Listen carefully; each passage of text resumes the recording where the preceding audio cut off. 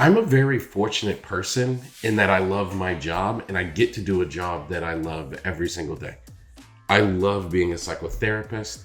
I love traveling around the world, delivering lectures on topics that I'm passionate about human transformation, about how to practice solution-focused brief therapy.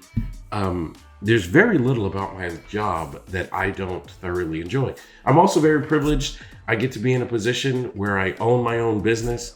I own my own company. So I don't have to do a lot of the things I don't like to do. And I'm very proud of that. Now, by the way, it wasn't always that way. I had some really hard jobs along the journey to get here. I had a job working at a brain treatment center where part of my job was helping adults with brain trauma, like literally change their diapers. So it wasn't a super easy path to get where I ultimately got. I just want to be very clear about that. But I'm very fortunate that I get to love my job. And one of the jobs I had along the way, which was a very challenging job, there was something about it that I really loved. And even though it was a challenging job, I loved almost everything about it. Even though it was a really challenging, hard job, I thoroughly did love what I was doing. And there was nothing more wonderful about that job than when the holiday season came.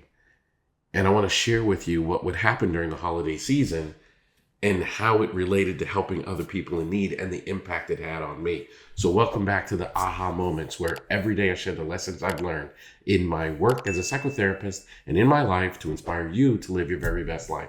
Of course, I'm your host, Elliott Connie. And this is really important because if I talked yesterday about the importance of empathy, but if you want to build your empathy, do things for people that they would struggle to do for themselves and that they could never repay you for. Like, I want you to remember that as we go through this week and after this weekend and we cover another topic on the podcast. Like, I want you to remember, you should always do things for people that they themselves would struggle to do for themselves and that they couldn't pay you back for. Like, that's the line that we should be following. And for me, one of the ways I learned that, when I felt my own empathy building, is when I had a job working in community mental health, which if you're a mental health professional, you know that's a super hard job. You have massive caseloads, really high needs to fulfill in people's lives, underpaid, overworked, like the whole thing. And this particular job, we were working in Tarrant County, Texas, which is where Fort Worth resides. If you guys don't know this area, Fort Worth is connected to Dallas, and it's known as the Metroplex, and we were in the Fort Worth part, and that's in Tarrant County. And we would go and do home visits and work with people that were living way below the poverty line. And every Christmas, we would have the opportunity to get Christmas gifts for the kids on our caseload and a Christmas meal. So every single week, I would have to go to my family's homes and check on them to make sure that they are following through on the mental health services they had signed up for. It was a mental health focus of the job that I had. That's what my job was. Every week I would go and make sure the family's doing okay, if they had any needs that weren't being met.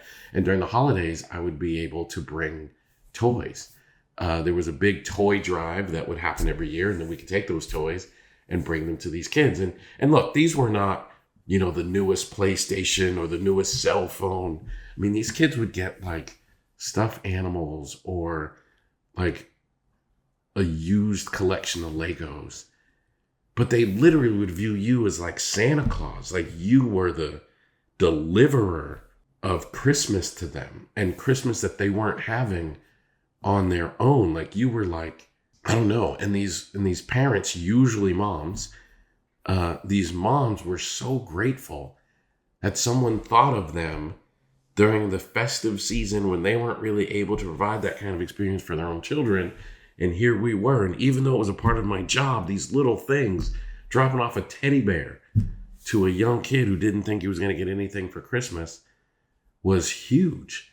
And I'll never forget those smiles and those expressions of gratitude and thanks for the things we were doing for those people. Again, just as a part of our job, but it meant the world.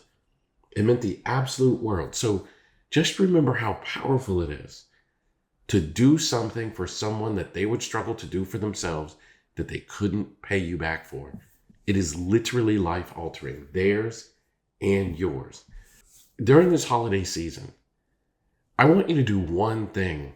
Literally, if you just take one can of food to a food pantry, I want you to do anything for someone this holiday season and watch what it does to your life. Thanks for being here. If you wouldn't mind doing me a super huge favor, I would love it if you would share this podcast with at least one person in your life that you think could benefit from hearing this message today. And also, don't forget to subscribe on Apple Podcasts or anywhere else you listen to your podcast. And also follow me on all of the social media platforms, Facebook, Instagram, Blue Sky. You can search for my name, Elliott Connie, or at Elliott Speaks. That's my handle across all platforms. Can't wait to see you tomorrow.